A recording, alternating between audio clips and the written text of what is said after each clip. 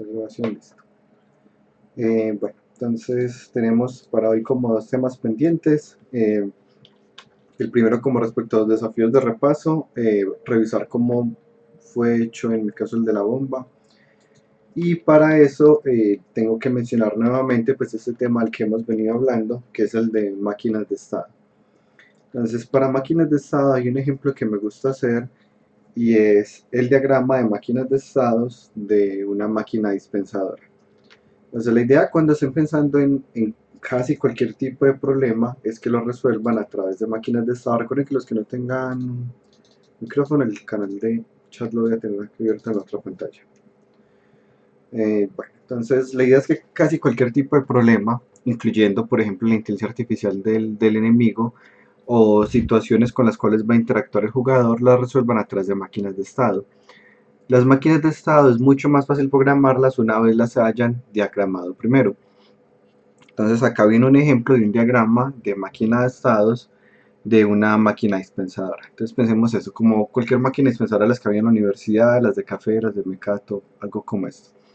Entonces el primer estado de esa máquina va a ser quedarse en espera. Entonces está en espera y esta flechita que sale de ella misma y entra ella misma, lo que me indica es que va a seguir en estado de espera hasta que haya alguna señal externa que modifique su comportamiento. En este caso, que la selección sea diferente de cero. En este caso, si se le selecciona un producto, le va a mostrar el precio y vuelve otra vez al estado de espera.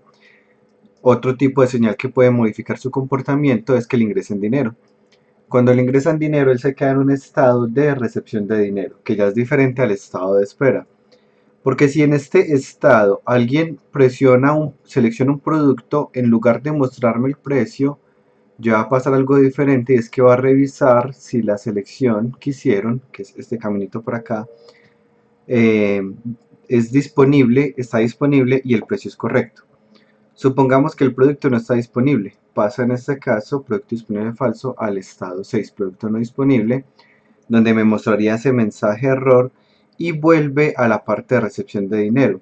Noten que él no vuelve al estado inicial, él vuelve a la parte de recepción de dinero porque en ese mismo punto le permite a uno volver a seleccionar otro producto. Ahora supongamos que estaba aquí en la parte de revisión y lo que pasa es que el dinero que se ingresó es menor al precio. En este caso se muestra un mensaje de dinero insuficiente y vuelvo otra vez al estado de recepción de dinero. Acá, ¿qué otra situación puede ocurrir? Que se presione el botón de desbloqueo, este botoncito como grande gris que tenían las máquinas, y en este caso él sabe que tiene que darme el restante de dinero, pues hace un cálculo de una variable que se llama restante y le iguala al dinero. Luego me muestra el mensaje de devolución y me da todo el dinero y vuelve ahora sí al estado de espera, en donde en este momento la persona atrás puede volver a ver los precios del producto. Ahora miremos los otros estados por acá. Supongamos que la revisión de precio me dio que el producto estaba disponible y que el dinero efectivamente era mayor o igual al precio. Calcula el restante como el dinero menos el precio para saber cuánto es la devuelta del usuario. Muestra un mensaje de entrega del producto. Efectivamente pues entrega el producto. Luego devuelve el dinero otra vez y vuelve al estado de espera. Esta es la máquina, es el diagrama de máquinas de estado. La idea nuevamente es que hagamos este tipo de dibujos antes de hacer la programación, ya que nos va a ayudar a tener una idea mucho más clara. En este caso, si les interesa el tema, pues pueden buscar como finite machine state y hay mucha información del tema, pero lo importante es saber que ese es como el nombre, máquinas de estado finito, básicamente. Ahora continuando por acá, teníamos un ejercicio de una bomba. Este también fue pensado por estados, ya les voy a mostrar cómo fueron los estados y tratamos como hacer como ese proceso inverso de dibujarlos. Entonces primero acá para el de la bomba, aquí hay algo muy particular y es que por la forma en que funcionan las entradas de teclado en Unity me tocó hacer un sistema adicional, que es el de la detección de las teclas. Entonces acá tengo un arreglo con las teclas numéricas, en este caso teclado numérico de la mano derecha, teclado numérico de la mano izquierda, teclado numérico de la mano derecha. Si, pues digamos que dado que el usuario podía presionar el 1, que está arriba de la Q o el 1 que está arriba del 0. En este caso pues por eso lo hice como con los dos tipos de código que hay. Listo, miremos acá. Entonces estas partes por ahora las voy a ignorar. Vamos a hablar como de los estados, que es lo que me interesa. De hecho, lo que me interesa de este ejercicio, la razón de asignárselos es precisamente que piensen por estados más allá de la parte como detallada de la solución. De hecho, en este caso pues aproveché y lo resolví por strings para explicar de esa forma. Sin embargo, resolverlo por arreglo de int era completamente válido e inclusive ligeramente más óptimo. Entonces miremos acá el estado 0. Entonces en el estado 0, ese sería mi estado de espera. Pues aquí está la bomba y está en un estado de espera. Acá. Listo. En este caso, ¿qué está esperando? A que algún número sea presionado. Si algún número es presionado, esto pasa a ser diferente de nulo. Cuando lo que fue presionado no fue un número, sino digamos la D, la K, cualquier otra tecla, pues me va a dar un valor nulo. Pero cuando por fin fue presionado un número, anotemos acá, paso al estado 1. Y aparte pues reproduce un sonido, que en este caso es el sonido que me indica el input del usuario. En el ejecutable que está en la página web del curso lo pueden encontrar, pues notar que hay un sonido cuando uno presiona una tecla. Entonces acá ya sé que hay un estado 1, todavía no sé qué es ese estado 1, pero ya sé que puedo pasar de ese estado 0 a ese estado 1 al presionar un número. Entonces pongamos acá el número presionado. Para dibujar los diagramas hay muchos programas, el que estoy utilizando es diagrams.net. La pueden buscar también como draw.io. Y acá ya crean un nuevo diagrama, quedan guardados en el Google Drive, entonces me parece pues como muy práctico. Listo, entonces el número presionado hace que pase al estado 1. Y miremos entonces qué pasa en el estado 1. En el estado 1 se toma ese número que ingresó la persona, que aquí llamo dígito, y se le agrega al código. Recordemos que en este caso estoy trabajando con texto. Entonces si por ejemplo el código del usuario iba en vacío, algo como esto, y le sumo un 5, ya me queda con un 5. Si ya tenía el 5 y vuelvo y presiono otro y se lo sumo, lo que va a pasar es que se lo va a poner al ladito. O sea, el operador más igual, cuando hablamos de texto, funciona como un concatenador, donde me va a poner el nuevo valor que ingrese, en este caso el nuevo número que ingrese a la derecha del número que ya existía. Entonces esta parte de acá es ir agregando el dígito a la clave actual. En la primera ocasión, pues si presiono en 2, solo llevo un 2. Y se revisan unas posibles situaciones. Ese 2 que acabo de ingresar corresponde con el código actual en la posición actual.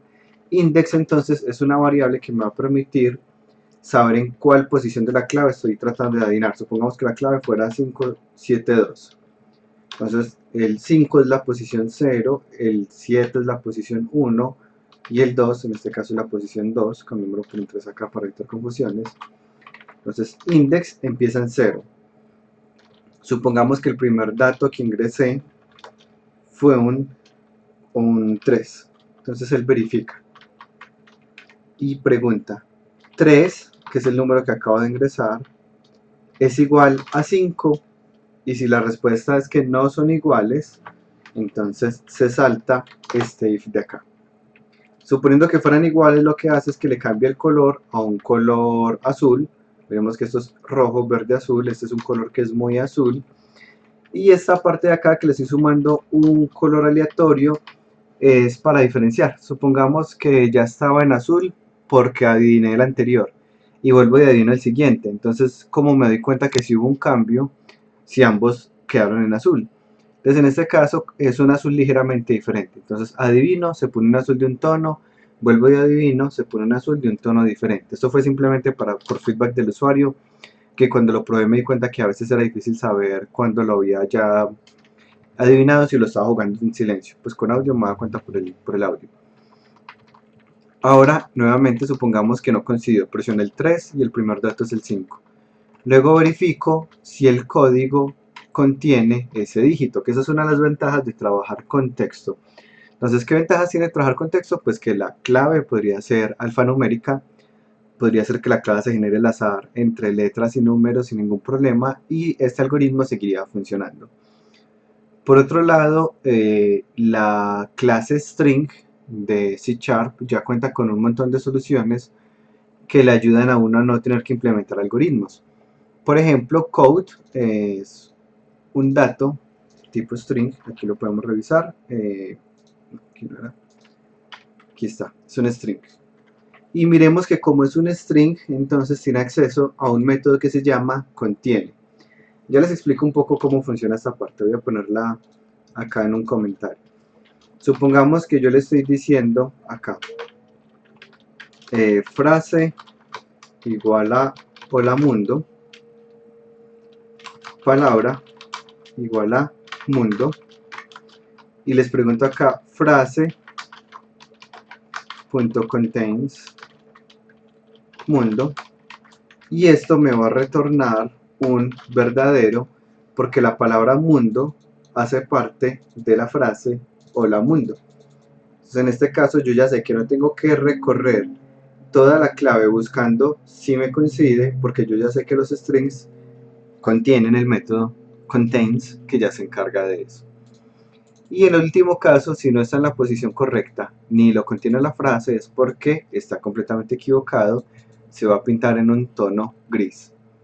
Acá todo esto fue parte del estado 1. Entonces aquí estamos viendo que el estado 1 es el momento de comparación.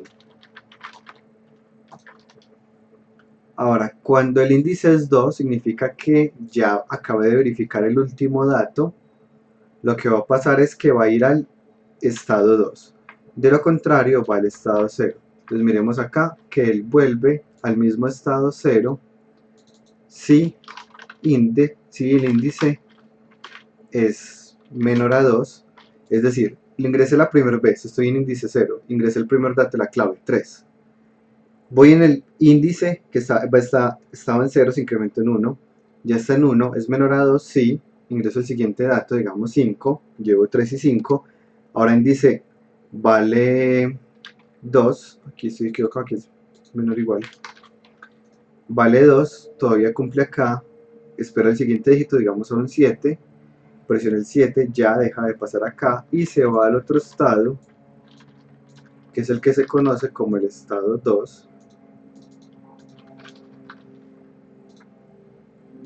Y cuando voy al estado 2, ahora cuando índice es mayor a 2, o sea, cuando ya terminé de ingresar la clave. Siendo lo más general, esto sería cuando es mayor el tamaño de la clave o menor el tamaño de la clave.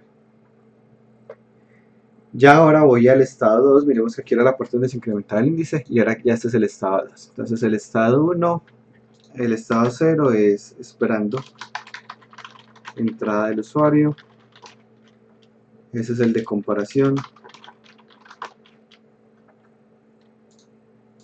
y este acá el estado 2 lo que va a hacer es un estado temporal que nos va a impedir que el último cambio de color, que es o el de clave correcta o el de incorrecta, sea tan rápido que yo no alcance a ver si el último dígito que presioné estaba en la posición correcta, era parte de la clave pero no en la posición correcta, o si definitivamente no estaba. O sea, ¿cuál es el error que ocurrió con los proyectos de algunos de ustedes? Uno ingresaba el tercer dato y supongamos que fuera correcto, debía pintarse de azul, pero el mismo que se trataba de pintarlas de azul, volví a empezar verificando, digamos que no era correcto, entonces verifique y se pone en rojo. Entonces en lugar de ponerse azul se puso rojo porque no alcanzó a estar en azul ni siquiera un frame completo. Y en este caso la persona no tuvo posibilidad de darse cuenta si el último dígito que ingresó hacía parte o no de la clave. Entonces este estado temporal lo que va a hacer es dejar atrapado al usuario acá, incrementando el tiempo. Mientras esté acá no va a leer datos del usuario, no va a hacer comparaciones, no va a hacer nada, solo va a incrementar el tiempo para darme 1.5 segundos para ver la clave, para ver el cambio de color, y una vez termine de ver el cambio de color paso al estado 3. Y ese es el estado de comparación de clave completa. En el estado de comparación de clave completa, lo que va a pasar es que se verifica, como son textos, los puedo verificar con el operador igual igual. La clave que yo ingresé y el código son exactamente iguales. En este caso, cambie el color a verde, reproduzca el sonido de Victoria. Este audio es un audio source, eh, y tengo un arreglo de clips. Como tengo un arreglo de clips acá serializado, lo que puedo hacer es tener acá, digamos, ya sé que el 0 es cuando presiono un botón, el 1 es cuando la clave es correcta o incorrecta, el 2 es cuando uno pierde que es una explosión, y así sucesivamente. Ahora, este audio clip lo utilicé acá cuando ingresé un dato con Play One Shot. Esto es reproduzcame el sonido una única vez con este audio clip específico. Y acá lo mismo, como ya en este caso gané, reproduzcame el sonido una única vez con el audio de victoria y pasa al estado 4. Entonces nuevamente, el código fue correcto, pasa al estado 4, el estado 4 no existe, simplemente es para dejarlo en un idle permanente, en un reposo, donde él ya no siga, digamos, operando, no vaya a explotar o lo que sea. En este caso, en el caso real, lo que haría es que se reiniciaría, pasaría al siguiente nivel o lo que sea. Ahora, si el código no fue el código correcto, o sea, en el else de acá, voy a bajarle una vida al jugador. Si la vida es menor a 0, también paso al estado 4, porque el juego se terminó. No terminó porque gané, sino porque perdí, pero igual el juego terminó, paso al estado 4. Reproduzco un audio diferente, que en este caso es el de derrota, y cambio el color al de derrota también, que es el rojo. Si no adiviné la clave, pero todavía me quedan vidas, entro a este else, donde pasa al estado 0 nuevamente, que es el estado de recepción del código, y reproduce el sonido indicándome que la clave fue incorrecta y vuelve y reinicia con el color gris. Ese es el pensamiento por máquinas de estado. Acá lo otro que pasa es que si el estado es menor a 3, o sea, tanto en el estado 0 como en el estado 1 como en el estado 2, puede ocurrir una situación y es que el tiempo se está decrementando. Y en cualquier momento que el tiempo sea menor a 0, paso al estado 4, que es el estado de finalización de juego, en este caso con el audio y el color de derrota. Ya aquí van a notar que tengo otros códigos como particulares, ya les voy a revisar los métodos. Este convert time es para poder mostrar acá el tiempo como separado en segundos y decimales acá. En este caso lo que hago es tomar el tiempo, tomar la parte entera del tiempo y tomar solo dos cifras decimales de la parte pues de los decimales del tiempo. Es decir, es muy raro mostrar al usuario, digamos, van 10 segundos, punto 2, 3, 3, 4, 5, 8, es muy raro. Entonces lo que hace esta parte de acá es aproximar a dos decimales. Esto es un código muy normal para disminuir la cantidad de decimales. En este caso, como solo quería dos decimales, multiplico por 100. Si quisiera tres decimales, multiplico por 1000. Vale la pena que lo revisen si en algún momento se tiene que enfrentar a la misma situación. Lo mismo, por ejemplo, con la vida. Mostrarle la vida del usuario con decimales puede ser muy raro. En ese caso lo pueden convertir a entero, o si realmente manejan decimales, manejar solo dos decimales, pues lo harían con esta forma de acá. Cambiar color, que lo utilicé tantas veces, era porque el objeto que era este de acá estaba hecho con varios objetos, entonces para modificarle el color a todos. Y este que habíamos visto acá de número presionado, lo que hacía era, si se presiona alguna tecla, si no se ha presionado ninguna tecla, retorne nulo. Si no retorno nulos porque se presionó alguna tecla, en ese caso con un ciclo for, verificaba si esa tecla presionada era uno de los números de ese arreglo, de números de, digamos, de mano izquierda y de números de mano derecha, y retornaba ese número específicamente. Ese es más o menos el código. Lo que me parece más importante de acá es nuevamente que vean cómo estaba hecho el sistema de máquinas de estado.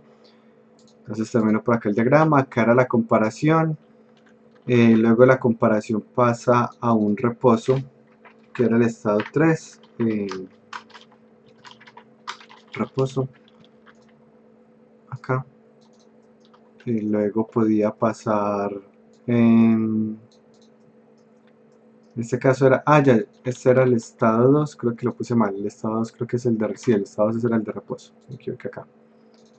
Estado 2 este es el de reposo, la condición es que el tiempo sea mayor o igual a 1.5 para pasar al estado 3, el estado 3 es el de comparación de clave, y acá hay tres posibles situaciones. Si aún tenía vidas, lo que va a pasar es que vuelva el tiempo de espera. Si ya no tengo vidas, en este caso paso al estado de fin del juego. Y si la clave es correcta, pues aún no iba a pasar al estado de fin del juego. Solo que digamos que en esta flechita va a cambiar el comportamiento porque aquí va a sonar el de victoria o lo que sea. Y tenía por acá otro, digamos, estado adicional. En este caso, pues más que un estado, podemos llamarlo algo parecido a any state. Desde cualquier estado, aquí puedo ponerle, pues lo más importante de esto es que sea claro para ustedes al momento de hacer el desarrollo, excepto estado 4. Desde cualquier estado, excepto el estado 4, puedo pasar a el estado 4, bueno, entonces de hecho,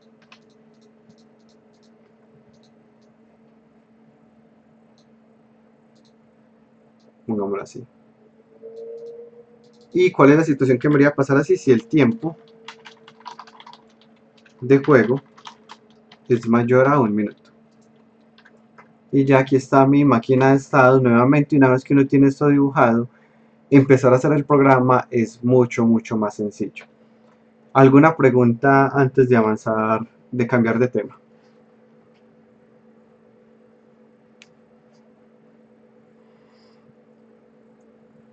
No, súper bien. Entonces, bueno, nuevamente traten siempre de acostumbrarse a esta estructura, pensamiento por estado, les va a ayudar mucho en el desarrollo de los proyectos. Miren que la inteligencia artificial de los personajes, de hecho la inteligencia artificial de la mayoría de juegos, incluyendo juegos AAA, están hechos por máquinas de estados. Hay algunos juegos que han utilizado algoritmos más complejos, sí, sin embargo ha sido el más común por temas pues como de facilidad. Miremos acá unos ejemplos de enemigos muy básicos. Entonces aquí está la máquina de estados. Estado 0 es un guardia de los que va patrullando. Entonces primero va siguiendo una ruta, va yendo de un punto A a un punto B. Y ese es el estado 0 de él. Luego, ¿qué puede ocurrir? Que hay un... bueno, de hecho ese sería el de un minion, el minion de League of Legends. Entonces él está siguiendo la ruta. Él va saliendo desde donde nace, tratando de llegar hasta el nexo enemigo, siguiendo por uno de los caminos, o sea, hasta la base del enemigo. Va siguiendo una ruta. Si ve un jugador enemigo visible, lo que va a hacer es que va a atacar ese jugador enemigo. Y lo va a tratar de atacar hasta que no hayan enemigos. No hayan enemigos, puede ser que el enemigo sí está, solo que está pues por fuera de su campo de visión. Ellos tienen como un campo de visión limitado. ¿Qué otra situación podría ocurrir? O no hay enemigos porque lo mató. Pues también es la otra situación, pues. Y si lo mató, o si ya no está en su campo de visión, otra vez pasa a seguir la ruta. Ahora supongamos que se encuentra con un enemigo, minion enemigo. En ese caso se pone a atacar el minion enemigo. Pero acá hay un caso particular, pues esto hace parte de la lógica de juego de League of Legends. Si el minion del equipo A está atacando al minion del equipo B, pero el jugador del equipo B ataca al jugador del equipo A, él dice, entonces yo ya no ataco al minion enemigo, voy a pegarle al jugador porque le está haciendo daño a mi campeón.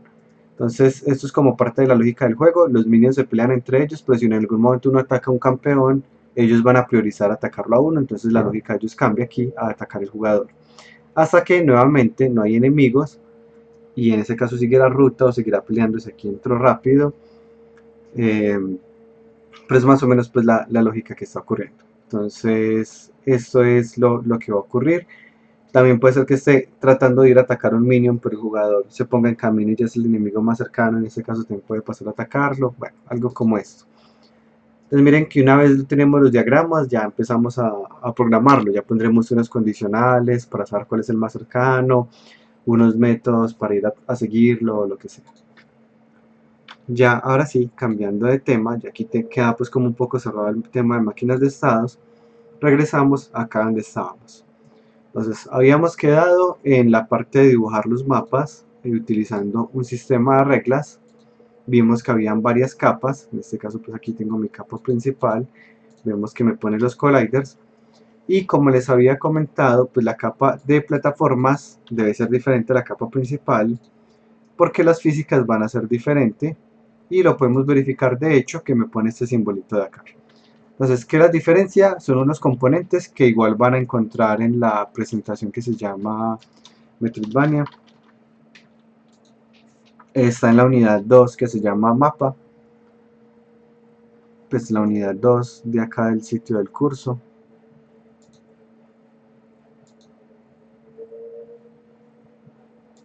Taller 5, unidad 2 mapa, aquí está la presentación de Metroidvania, los enlaces que les mostré, la tarea que es para esta semana, y en la unidad 3 se encuentran lo que vamos a ver hoy. Entonces en esta última de Metroidvania, lo único que no alcanzamos a ver como en detalle fue la parte del collider, sin embargo pues no es nada del otro mundo, les puse aquí cuáles eran los componentes y la configuración.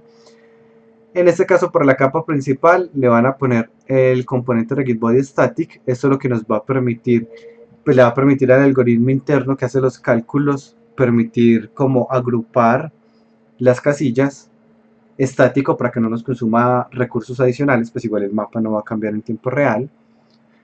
Luego vamos a ponerle un componente que se llama el Composite Collider, que es el que me va a permitir agrupar cada casilla en forma de un único collider, en lugar de tener un collider separado por cada casilla, porque eso sería supremamente costoso. En cambio así, solo es un collider en lugar de, no sé, 100 colliders por un pedacitico pequeño de mapa. Y el Tailmap Collider, pues es el componente collider en sí, que nos va a permitir detectar las colisiones. Miremos que acá hay algunas preguntas que nos hace. Is trigger si queremos que lo traspase, igual que cualquier otro collider trigger. Use by effector solo lo vamos a marcar en verdadero para las plataformas. Y le podemos poner un material físico también si queremos. Y para las plataformas entonces es diferente porque le ponemos el componente platform effector, el tilemap collider y ya. No le ponemos el rigid body. Entonces miremos acá que en la capa de plataformas tengo este componente que es diferente, que es el de platform, y además aquí en donde dice use by effector, miren que está marcado en verdadero. De hecho voy a tomar esta captura de pantalla para que no se me vaya a olvidar que esta parte la tienen que marcar. Marquémoslo por acá, que es esta acá, muy importante. Y les actualizo la presentación de una vez.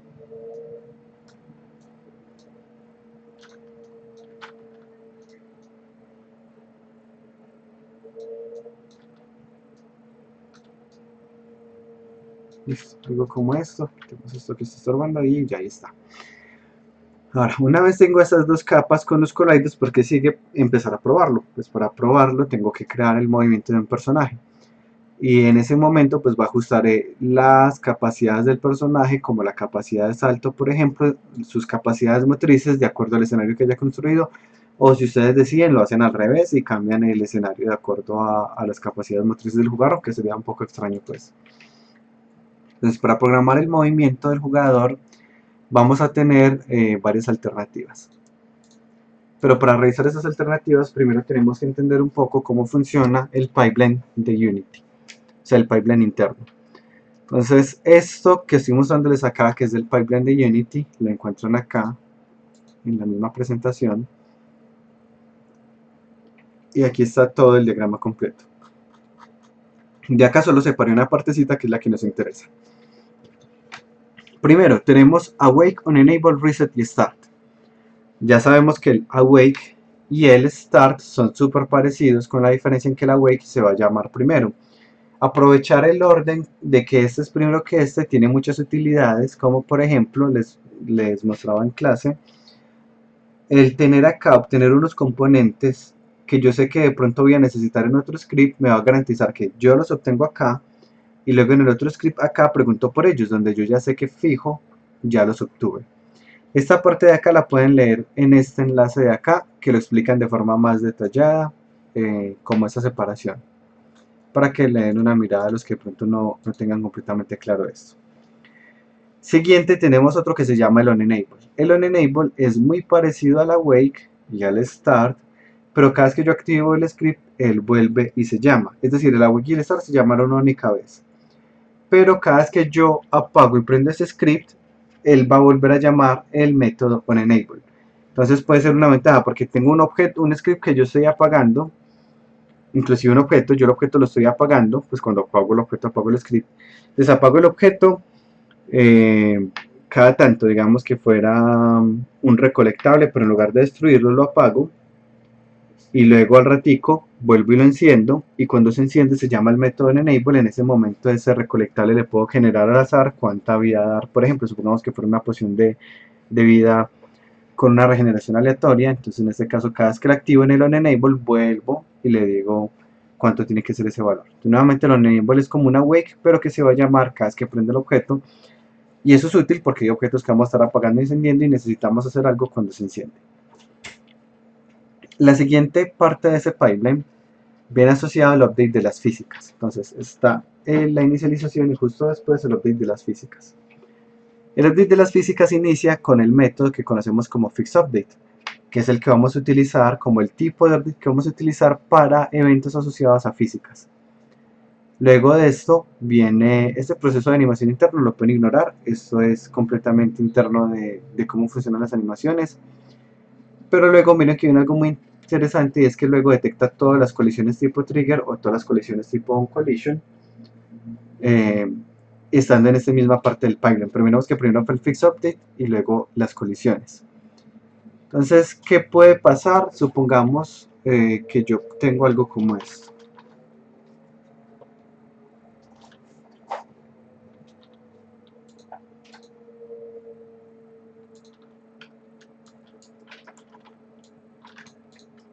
Entonces, yo estoy en el update, pero de las físicas.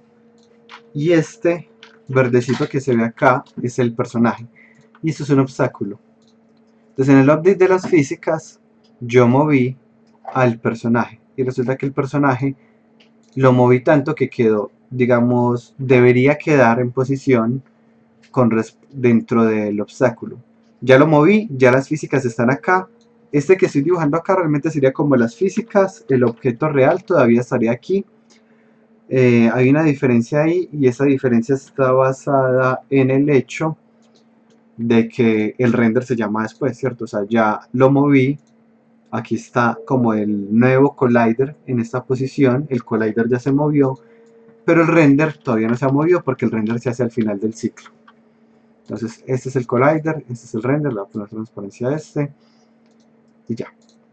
Ahora viene la parte de los onCollision Enter. Entonces en el onCollision Enter, aunque el objeto visual está acá, el collider ya está acá, entonces el onCollision Enter dice, acá hay una colisión. Esto es un error, pues si ya hay una colisión acá, este objeto no puede estar dentro de ese objeto y me lo hace rebotar, posiblemente pues como hasta acá, hasta el bordecito. Ya dependerá pues del tipo de material físico, si lo hará rebotar más o si queda como justo pues ahí al ladito, pero es digamos lo que pasa. Entonces luego cuando él por fin lo renderiza, lo va a renderizar acá, pero nunca hubo ningún problema en el que yo me quedé traspasando. Entonces cuando yo trabajo con el fixUpdate, las colisiones se actualizan antes que el render, y en ese caso yo nunca alcanzo a ver el objeto traspasando. Es digamos el caso ideal. Vamos a mirar cuando no ocurre eso. Luego de este pipeline de las físicas viene otro pipeline, que es el pipeline de la lógica de juego y de las entradas del usuario. En este caso, primero vienen las entradas del usuario. Supongamos que yo presioné un botón. Bueno, de hecho acá algo importante, miren que el input se llama después del fixUpdate. Si ustedes ponen un input dentro del fixUpdate, no les va a funcionar bien, para que lo tengan en cuenta. ¿Por qué? Porque el input se llamó después del fixUpdate. Entonces yo presioné la tecla acá, y a menos de que la tenga presionada todavía para el frame siguiente, entonces ya no lo alcanzo a leer. Inclusive como el fixUpdate tiene un paso, un cuento de tiempo diferente al update, que puede ser, pues si es diferente básicamente, no va a coincidir necesariamente con las entradas del usuario, y puede que las ignore. Entonces ustedes tienen el botón de saltar en el Fix Update y presionan la barra espaciadora para saltar y no pasa nada. Pero es normal, es porque no está puesto donde debería y es en la lógica de juego, o sea en el update, que es el que se llama justo después de las entradas del usuario. Ahora estando en el update, es como toda la parte de la lógica del juego y terminamos con el late update. Si necesitamos modificar algo de las animaciones, lo hacemos en el late update porque aquí ya pasó todo el proceso de animaciones por completo. Entonces lo haríamos acá y la lógica de juego nuevamente la podemos hacer acá. ¿Qué más podemos hacer en el late update? Si tenemos una cámara que sigue el jugador nosotros programada por nosotros mismos, la ponemos en el late update de modo que se actualice cuando ya la posición del jugador fue actualizada. Ahora, ¿cuál es el inconveniente de trabajar movimiento en el update? Pasaría esto. Entonces, supongamos que yo nuevamente soy el personaje verde. Estoy en el frame 1 en el update de las físicas. Entonces, no hay colisión, no hay colisión, están separados. Listo. Paso al update de la lógica del juego. Y ahora sí moví al jugador y quedó traspasando el collider. Pero como las físicas ya se llamaron, ya no hay nada que hacer. Ya el objeto está dentro del obstáculo, se va a renderizar de hecho dentro del obstáculo y ya vas a tener que esperar hasta el próximo frame donde llega el update de las físicas para darse cuenta que se habían chocado y ahí sí retrocederlo. Entonces siempre que trabajemos movimiento dentro del update vamos a estar un frame atrasados respecto a las físicas.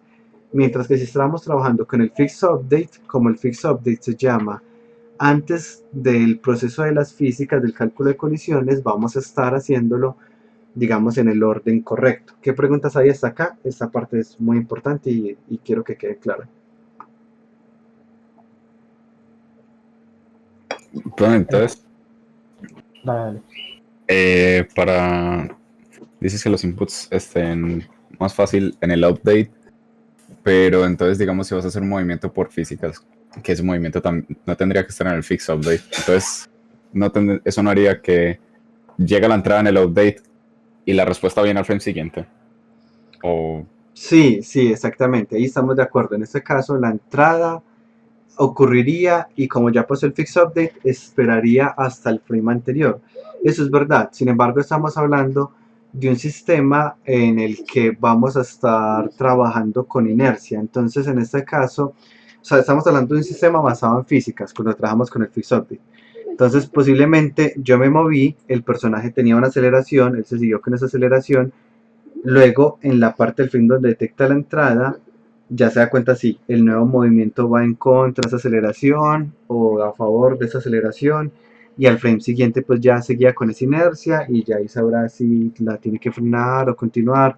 Pero sí, o sea, digamos que en resumen va a pasar eso, o vamos a tener un problema en donde el collider no se actualizó a tiempo y estamos un frame desfasado respecto al collider, o estamos un frame desfasado respecto a la entrada del usuario. Entonces sí, digamos no hay una solución perfecta, pero en el caso de tener la entrada acá en el update, digamos del movimiento, a pesar de que se esté llamando el movimiento en el Fix Update, si es un movimiento con aceleración, el jugador no lo va a alcanzar a notar, porque los movimientos acelerados pues ya llevan una inercia que uno entiende que no va a ser exactamente instantáneo. Pero sí, completamente de acuerdo con lo que acaba de decir. ¿Alguna otra pregunta por acá? Una pregunta parecida. Sí. Es que entonces cuando se pone en el Fix Update el movimiento siempre va a ser como un movimiento con inercia. O sea, Más o menos, sí. O sea, de hecho la idea es que vamos a tratar de diferenciar qué tipo de movimiento queremos programar nosotros. ¿Queremos un movimiento basado en físicas o no queremos que sea basado en físicas? Eso, pues de hecho voy a adelantarme acá para responder bien la pregunta. Si yo quiero hacer mi movimiento basado en el transform.translate o transform.position, lo voy a hacer en el update. ¿Cuál es la desventaja? Que no va a responder a las físicas de forma ni real ni de forma fiel. ¿Qué tipo de movimiento sería esto? Como el de Mario. El de Mario no es un movimiento que responda a las físicas, es un movimiento que es con velocidad constante relativamente. Hay un botón que me permite acelerar, pero la velocidad en sí es constante. Pues estoy hablando del Mario de NES. No recuerdo si de pronto había un proceso de aceleración muy cortico cuando uno empezaba a correr, creo que sí, pero no era un... O sea, de hecho era un movimiento, creo que era una aceleración constante y que no se veía afectada por nada de las físicas. Pues, por ejemplo, algo como esto, un armario podía saltar, estar en medio del salto y devolverse. Cuando pues es algo que basado en físicas, pues yo no debería poder devolverme, porque ya tenía la inercia para allá, no me estoy apoyando en nada, simplemente no es posible que me devuelva. E inclusive el solo hecho de la inercia, aunque le dé a la entrada al usuario, la sola inercia me va a impedir tratar como de moverme bien. Entonces, un sistema que tenemos un movimiento más realista, pues vamos a tratar de trabajarlo en el fixed update y basado en el rigid body, y un movimiento menos realista lo vamos a trabajar en el update y basado en el transform. No sé si con eso queda un poco más clara la pregunta de Alex. Sí, sí, porque en estos días estaba haciendo un prototipo y pues no entendía por qué mi personaje solamente tocaba un segundo el botón de movimiento y seguía moviéndose infinitamente, pero ya no. Entonces, eso, pues ya sabemos que hay una inercia implícita. En este caso podemos empezar a jugar con temas como los materiales físicos o programar la aceleración o la desaceleración. Hoy vamos a ver unos ejemplos, pero igual les dejo acá unas referencias.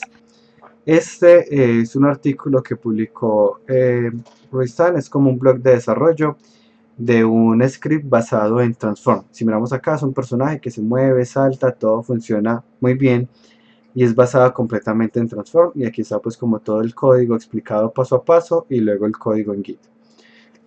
Y tenemos otros que son basados en Rigidbody, que ese código lo hizo fue Bacris. Y está también el otro que es el oficial de Unity Learn, que también es basado en Rigidbody. Entonces acá, cuando entran a la página de movimiento, esos enlaces igual van a estar acá y varios videos pues como con diferentes tipos de movimiento. Este es el único basado en Transform, todos los otros de acá son basados en el Rigidbody. Y les dejo este otro como movimiento avanzado, que es un ejemplo que hizo Mix and Jam el año pasado imitando el movimiento de Celeste. Que para los que no conocen este canal de YouTube, es muy chévere. Lo que hace es tomar un juego ya existente y programar en Unity parte de su mecánica. Entonces aquí muestra la parte de saltar, pegarse a las paredes, por ejemplo, y cómo lo programaría él. E inclusive no solo hace la parte del doble salto de las paredes, sino que trata de ser muy fiel y le pone la parte del efecto del doble salto, como la onda que sale cuando se presiona el doble salto. Y todo esto pues lo encuentran explicado aquí en este video que está ahí en el canal. Ahora, continuando por acá, ya sabemos que vamos a tener estas dos posibilidades, Rigidbody y Transform. Profe, una cosita. Sí. Si uno tiene el movimiento en un método y lo llama en el Fixed Update, no hay ningún problema. No, de hecho, pues la idea siempre es trabajar por métodos. La diferencia es que ya sabemos que si está en el Fixed Update, pues ya tenemos que tener en cuenta si ese método tenía entradas, entender que de pronto no nos va a funcionar bien, o tener las entradas aisladas de ese método. El resto sí, cero problema. Listo. Ahora entonces voy a venir acá a crear pues como un script basado en Transform. Voy a llamar acá un script que se va a llamar Movement 000.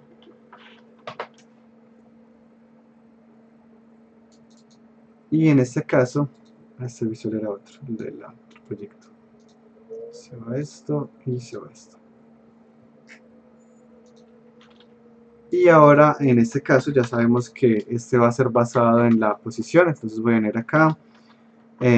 No necesito obtener el componente transform, es el único componente al que no se le hace el get component porque se sabe que todos obligatoriamente tienen transform. Entonces en este caso no necesito ese get component. Voy a tener acá serializado un parámetro que se va a llamar magnitud, pues en este caso es digamos la magnitud de la velocidad, lo voy a dejar de esta forma. Esto es muy fácil de entender. Aquí estoy diciendo que la velocidad se va a mover a 8 metros por segundo. Es muy directo. Voy a calcular la velocidad como un vector 3. Este va a ser speed. Este va a ser entonces como la magnitud. De hecho voy a cambiarlo aquí para que sea muy legible. Magnitud. Y esta es la velocidad. Que como habíamos dicho es la magnitud por la dirección por el sentido. Entonces ahora voy a poner acá float sentido igual a 1 y float dirección igual a nuevo vector 3 Y si yo quiero que se mueva en el eje X, pues este personaje se va a mover en el eje X, pues es un juego 2D, se va a mover aquí en este eje, que si miramos acá, corresponde con el eje X. Entonces 1 en Y, 0 en K y 0 en J. Y ahora sí, la velocidad va a ser la multiplicación de la magnitud por la dirección por el Profe, sentido. Sí, dijiste 1 en I, 0 en K y 0 en J. sí, aquí me había equivocado. 1 en Y, 0 en K y... Pues 1 en Y, 0 en J y 0 en K. O sea, X sí, Y no y Z no. Sí, sino que habías puesto el 1 ahí, pero Sí, ya. gracias. Sí. No lo había notado de hecho. Ahora acá ya tengo mi velocidad definida y ahora lo que voy a hacer es transform.position más igual a la posición, lo voy a incrementar en un desplazamiento. Voy a calcular el desplazamiento por aparte, desplazamiento.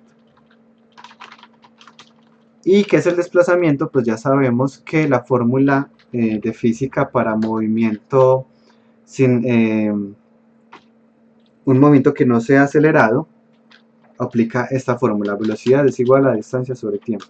Tengan en cuenta, acabo de aclarar, esto es para un movimiento que no sea acelerado. Si el movimiento es acelerado, la velocidad es diferente. Si el movimiento fuera acelerado, la fórmula sería velocidad igual a velocidad inicial más la aceleración multiplicada por el tiempo que va. En este caso, como no estamos en algo acelerado, velocidad es igual a distancia sobre tiempo. Pero aquí estoy al revés, yo conozco la velocidad, yo quiero saber es cuánto me desplacé. Entonces yo paso esta t que está viendo, la paso a multiplicar. Y me daría que la distancia es la velocidad multiplicada por el tiempo. Y esto tiene sentido en términos lineales, metros sobre segundo multiplicado por segundo. Entonces el desplazamiento va a ser la velocidad multiplicada por el tiempo. Entonces este pedacito que me moví va a ser la velocidad a la que estoy andando multiplicado por el pedacito de tiempo que dejé presionada la tecla. Más o menos algo como esto. Realmente es el pedacito de tiempo pues del frame. Y ahora sí, por fin, la posición actual, incrementela en ese desplazamiento. E incrementar es con el operador más igual. Aquí vamos a ponerlo, en este caso pues el personaje se va a mover de forma automática, pero es la idea en este caso. Componente, movement 000. Y aquí está velocidad de 8. Y empezó a caminar, ahí está. Ahora supongamos que yo quisiera que se mueva para la izquierda, le pongo acá un -1.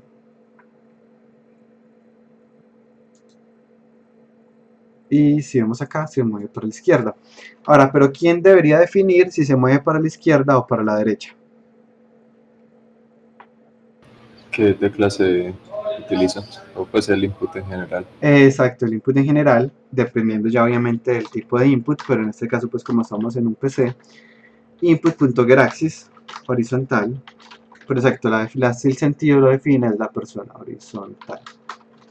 Entonces aquí está. Si yo presiono para la derecha, esto me va a dar un 1, si presiono para la izquierda me va a dar un -1, si me quedo quieto me va a dar un 0.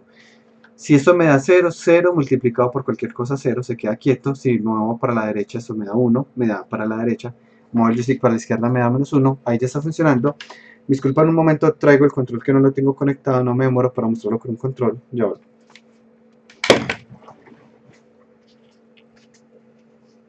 Me hubieras dicho. Para que no tuvieras que bajar ahora y empezar a combinar.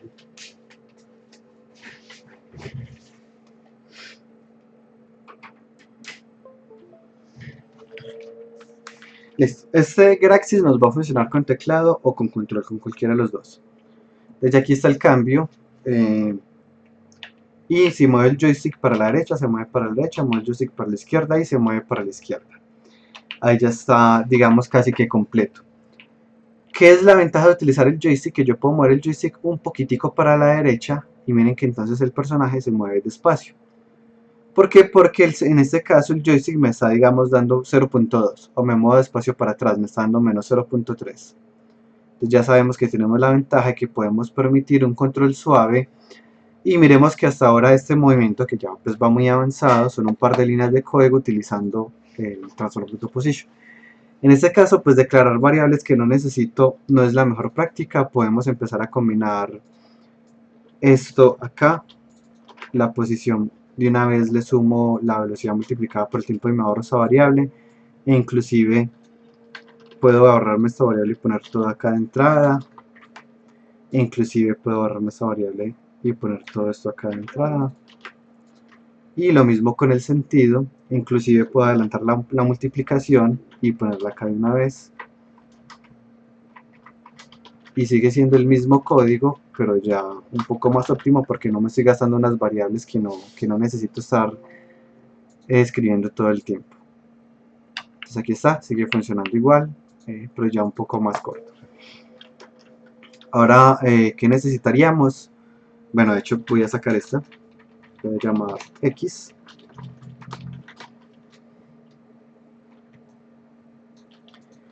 Y vamos a preguntar si X es menor a 0, ¿qué creen que debería pasar que no está ocurriendo en este momento? Se refleje. Que se refleje, exacto. Y aquí el caso de que si X es mayor a 0. Hay dos opciones, una es reflejarlo. Para reflejarlo utilizamos el flip, que hace parte del renderer. Flip, aquí está. Pero cuando el personaje está hecho por partes, el flip no funciona. Si el personaje lo tienen como hecho la cabeza separada del brazo o así, el flip no va a funcionar porque son varios renders. En ese caso, pueden cambiar la escala a -1. Entonces, en este caso lo haré por escala. Entonces, en este caso, transform.localScale va a ser igual a nuevo vector 3 menos 1,1,1 y acá a 1,1,1.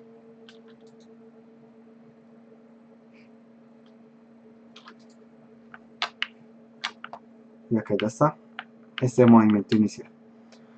Ahora pues yo puedo complementar esto con una forma de saltar. Yo puedo verificar acá si la entrada del usuario es el botón de salto, y lo que puedo hacer es agregarle una fuerza. En este caso sí necesito el rigid body. Miren que en este caso pues de hecho no estoy haciendo completamente todo por transform. En el ejemplo de la página que van a encontrar, si está hecho prácticamente todo por transform. En este caso voy a hacer una combinación type of, pero solo para el salto. Obtenemos el rigid body. Acá esto es igual a get component rigid body.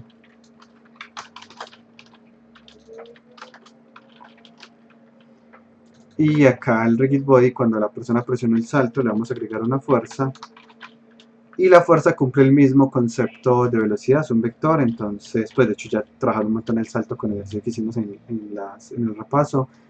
Entonces va a ser un vector 3, 0 en X, 1 en Y, 0 en Z, o lo ponemos de una vez como vector 3.up, multiplicado por la fuerza, que podría estar acá también, digamos magnitud salto, que puede ser digamos 500 newtons, multiplicado por la magnitud, multiplicado por el sentido que es 1, en este caso no cambia nada.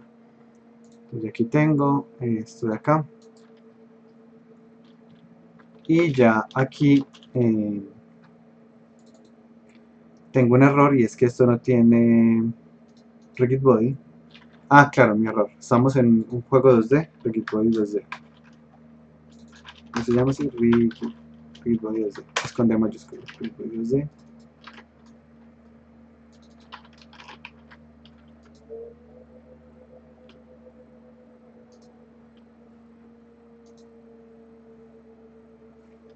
Y ahora sí, me puedo mover y debería poder saltar. Aquí voy a mirar qué pasó que no está saltando. Y no sé si la magnitud sea muy bajita. Vamos acá. Si era eso, así. Ya. Entonces ya me puedo mover y puedo saltar. ¿Cuál es el inconveniente actual? Que tengo pues salto infinito. pero eso pues digamos es algo que se puede solucionar ya trabajando con la parte de colisiones, a ver si está en el piso antes de saltar, etcétera, etcétera. Que es lo que trabajamos en la próxima clase. Por ahora sé que puedo saltar y ya con solo lo que yo puedo darme cuenta si el mapa si va con las capacidades motrices del jugador o si en definitiva tendré que cambiar algo del jugador o algo del mapa. Aquí otra vez se me ha olvidado cambiar esto. Entonces aquí puedo empezar a recorrer el mapa y darme cuenta si no, el mapa está bien o no, está saltando demasiado el jugador. Pues aquí con un salto normal veo que apenas se alcanza, yo creo que está bien. La idea es que también igual el jugador pues tenga que calcular los saltos de forma medio precisa. Si son unos saltos super altos, pues digamos que hay cero esfuerzo del jugador, o al revés, sea muy incómodo porque hacer saltos corticos es bien difícil. Bueno, ya lo probarán con el mapa. Ahora, Profe, sí, yo tengo una pregunta con lo de voltear al personaje, pues que le cambiaste la escala. ¿Eso no sería como poco óptimo que cada frame esté cambiándole la escala, pues, al personaje? sí, ya aquí pues digamos lo que se puede hacer es que esto solo se haga si esta no era la escala actual, por ejemplo. Entonces yo podría preguntar, a ver, podría hacer algo como tener acá una variable, sí, por ejemplo, y el bool se pone, un bool, pongamos acá un bool. Que quería hacerlo con la misma variable, pero sí, digamos reflejado. Y cuando se pone aquí, entonces reflejado se pone en verdadero. Y esto solo lo va a hacer si reflejado es igual a falso. Que es lo mismo que no poner nada acá y ponerlo así. Y en este caso solo lo va a hacer si reflejado es verdadero y en este caso reflejado se pone en falso. Algo como esto. De modo que él no entra a esta línea de código a menos de que sea estrictamente necesario. O sea, y solo entraría una vez. Entró y lo cambió, ya se quedó mirando para la izquierda, ya eso se puso en verdadero, ya no vuelve a entrar acá. Y en este caso pues se quedó en verdadero, entonces cuando me muevo para la derecha esto está en verdadero, ya se pone en falso y ya no tendría que volver a entrar ahí. Pero sí, pues digamos que igual por eso trabajar como por un tema de eventos, que es como está el nuevo sistema de input, es mucho mejor porque no estoy haciendo algo todo el tiempo en un update, sino solo cuando ocurre el evento, que en este caso sería el evento de entrada. Algo más de pronto por ese lado. No, listo. Listo, Gracias. súper bien. Igual no, entonces gracias por ahí la anotación. Sí es importante no hacer cambios todo el tiempo, de hecho fue lo que hablamos en la clase de repaso. Ahora miremos, sí, dígame. De pronto me estoy adelantando bastante, pero si nosotros pegamos esos scripts a cada objeto del personaje, pero después queremos agregar esos mismos movimientos y algunas cosas diferentes a enemigos, nos tocaría hacer entonces otro script. Mejor dicho, lo que pregunto es en Unity cómo se puede hacer una clase que no esté pegada a un personaje.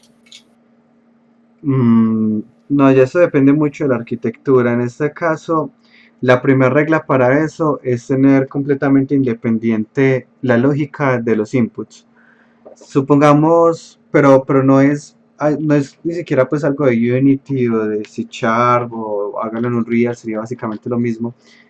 Es el hecho de tener unos scripts que sean nuevamente independientes de las entradas. Supongamos que yo tengo acá un juego 3D y tengo un jueguito de tanques. Entonces aquí está el tanque del jugador y aquí está el tanque del enemigo.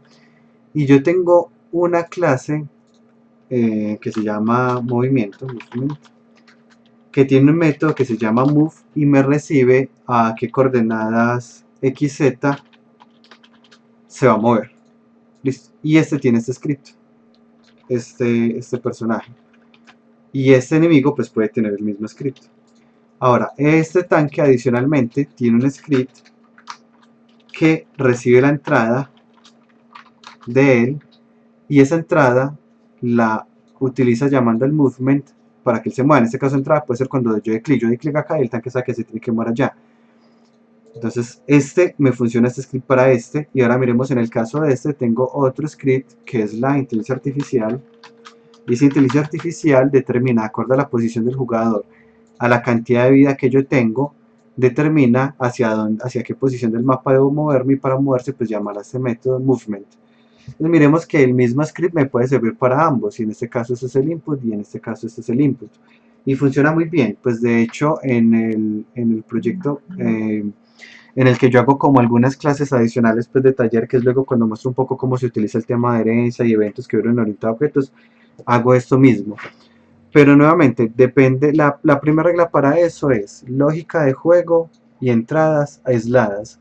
Segunda regla, pensemos como los métodos que vamos a implementar son tan generales que van a ser utilizados por cualquiera de los objetos que está acá. Es eso. Pero la reutilización sí es, de hecho eso es parte de la razón por la cual nace la programación orientada a objetos. Depende de nosotros hacer una buena planeación, lograr que esto realmente sí tenga lugar. No sé si ahí ya queda un poco más claro, Esteban. Sí, gracias.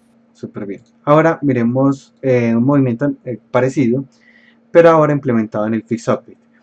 En este caso voy a apagarle acá este movimiento al jugador y voy a aprenderle este que tengo ya programado basado en físicas. En este caso tenía dos parámetros, velocidad y aceleración, entonces me muevo. Miren que yo aquí me voy, ya aquí dejé de presionar la tecla, y por la aceleración pues ya él seguirá con la inercia. Ya pues tendré que revisar que la inercia no sea tanta. Aquí pues ya parece que estuviera caminando sobre hielo y se vuelve ligeramente incómodo pues de jugar. Acá en este caso miremos cómo está hecho, es algo como esto. En este caso voy a cambiar esto acá para corregir lo que les mencionaba ahorita.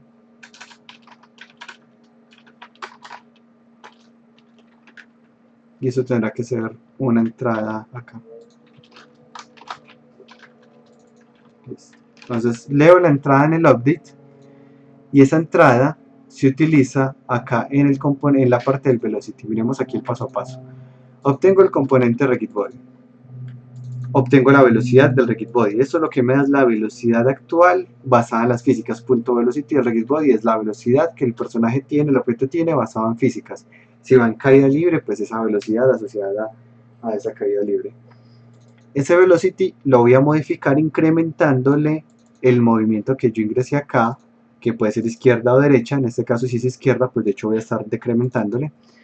Entonces el movimiento que ingresó multiplicado por la aceleración multiplicado por el tiempo, porque es un movimiento acelerado. Miren que es la misma fórmula que les dije ahorita. Velocidad es igual a velocidad inicial más la aceleración por el tiempo. Tal cual la fórmula física, velocidad igual a velocidad inicial por aceleración por tiempo. ¿Qué cambió? Que en este caso pues eso puede ir para la izquierda o puede ir para la derecha. Y que yo no tengo que ponerlo así porque en programación pues existe el operador más igual que me ahorra escribirlo de la otra forma. Ahora pues hay una aceleración, pero hay una velocidad máxima. Si no, pues entonces el personaje alcanzaría una velocidad infinita. Le pongo un clamp que lo que hace es limitar esa velocidad entre este mínimo y este máximo. De la velocidad mínima va a ser, digamos, menos 7.5 y la velocidad máxima va a ser 7.5. Por más que acelere, nunca me va a dar un número más grande que esto. Y luego le asigno esa velocidad que ya tenía. Y miremos que aunque el input lo detectó tarde, cuando él entra, pues no importa porque él ya se estaba moviendo basado en una inercia que traía. Ya que podemos empezar a jugar a ponerle un material físico al piso, por ejemplo, que tenga fricción. Entonces puedo crear acá un material físico que voy a llamar acá piso. Va a tener una fricción bien alta y se lo voy a arrastrar hasta acá. Y en este caso el personaje no se mueve. No sé si sea porque la fricción ya está muy alta o algún error que cometí. Vemos acá. Ahí está. Sí, la fricción es tanta que miren que ahí le da dificultad al jugador moverse, pero frena muy rápido. Pero igual pues es acelerado, en algún momento llegó a más velocidad, la inercia fue más, etc. Entonces este es bien interesante porque es basado en físicas, y hay juegos que la naturaleza es que sean basados en físicas. Supongamos que es este mismo juego, pero hay una parte de hielo. Entonces en la parte de hielo, este material físico le pongo fricción cero, y el jugador tendrá que estarse balanceando para poder llegar a su objetivo. Si ustedes piensan en algunos juegos, se van a dar cuenta que hay juegos que son con inercia y otros que no. Pondré los ejemplos que recuerdo justo ahorita, puedo estar equivocado, pero según recuerdo, Castlevania Orient the Blind Forest no tenían inercia. Hay uno que empecé a jugar hace poquito, que hace parte como del desafío del juego, que tenga inercia, y es uno de unos cubos, pues no es un Metroidvania ni nada, no recuerdo Guacamele, que es otro Metroidvania muy famoso, no recuerdo que tenga inercia, pero puedo estar equivocado, hace raticos que lo jugué. Dead Square. Dead Square, no sé si lo conocen, en este caso es un juego de puzzles donde hay que llevar a cada robot a su color. O sea, el robot rojo tiene que quedar en el color rojo y el azul en el azul, pero hay una serie de puzzles pues para poder lograr esto. Es cooperativo hasta 4 personas en simultáneo.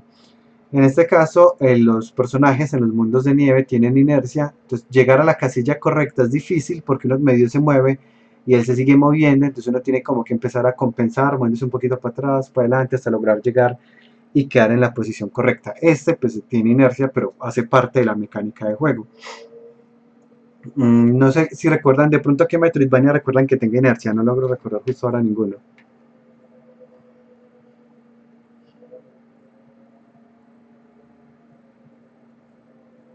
Listo, no. Profe.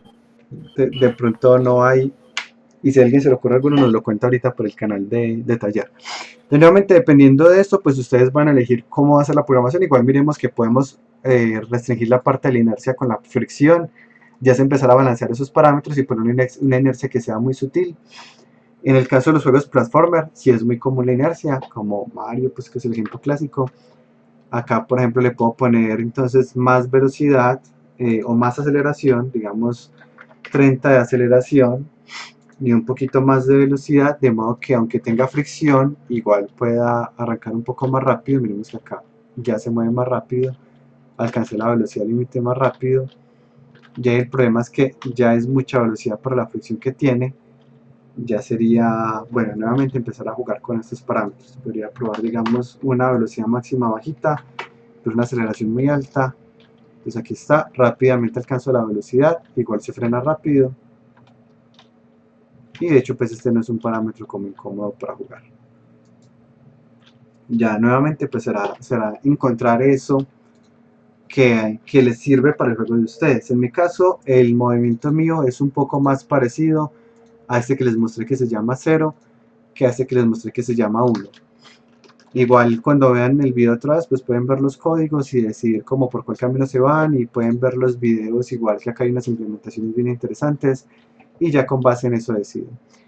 Para la próxima semana, igual nos falta una clase hoy, pues, una clase de esta semana, pero para que lo tengan en cuenta, la actividad para la próxima semana va a ser ya tener el jugador implementado en el mapa que eligieron. Recordemos que esta semana me entregan el mapa de que cada persona desarrolló.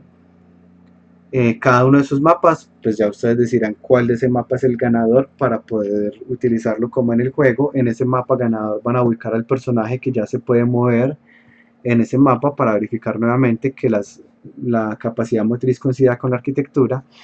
Pero también van a ubicar en ese mismo mapa los recolectables y los enemigos, o unos placeholders. ¿Sabes que todavía no he dibujado a mi enemigo? Entonces voy a poner un cuadro. No, está bien, claro, es un placeholder, eso se entiende. Pero deben estar ubicados y ya con un collider. En el caso de los recolectables, pues los toco y se desaparecen. Y en el caso de los enemigos tendrán un collider tratando de imitar un poco el comportamiento, que normalmente será un collider sólido, para uno verificar, por ejemplo, que yo no pueda pasar saltándome al enemigo, o si al revés yo quiero que uno pueda evitar la pelea. En ese caso, pues también me va a servir para verificar que la plataforma que está cerquita me permite, pues, como saltar. Esta es la actividad para la otra semana. Nuevamente está escrita aquí en la página del curso, en la unidad 3. ¿Alguna pregunta antes de que terminemos? Sí, profe. En juegos, por ejemplo, como Shovel Knight, que lo que tiene es un movimiento así sin físicas, pero tiene niveles de hielo también, como tú dijiste, pues que en los que uno se resbala, ¿cómo funciona ahí? Ese podría ser hecho uno mismo aquí en esta parte del movimiento. Miren que igual aquí yo la fórmula que utilicé desglosada fue esta: velocidad es igual a distancia sobre tiempo. Pero miren, que yo inclusive con transform puedo hacer esta misma: velocidad es igual a velocidad inicial más la aceleración multiplicada por el tiempo. Igual la puedo hacer con un transform, o sea, puedo hacer aquí transform.position más igual, tendría que tener una variable de velocidad, solo que la voy a calcular acá en el update.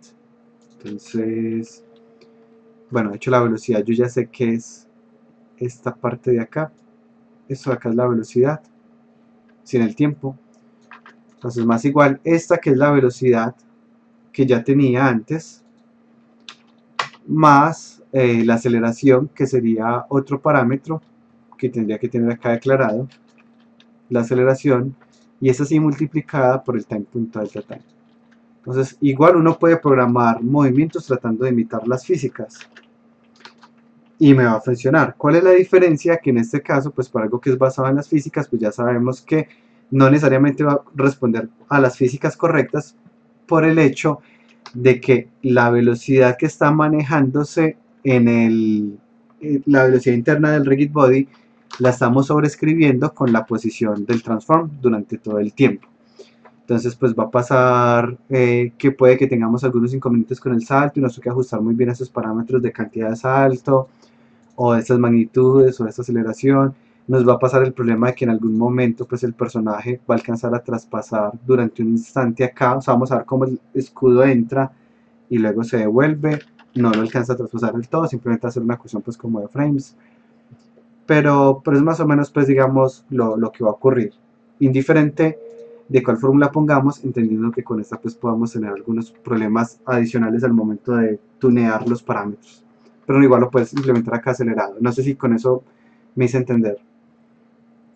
Sí, sí, gracias. Listo, súper bien. Ahora, ustedes decidirán, en mi caso nuevamente pues yo prefiero para este tipo de juego no acelerado, ustedes revisarán de acuerdo a las mecánicas de ustedes si es mejor que sea acelerado, y en ese caso pues les recomiendo que miren de una vez algo como esto, o pues mucho mejor que miren los videos que quedan acá.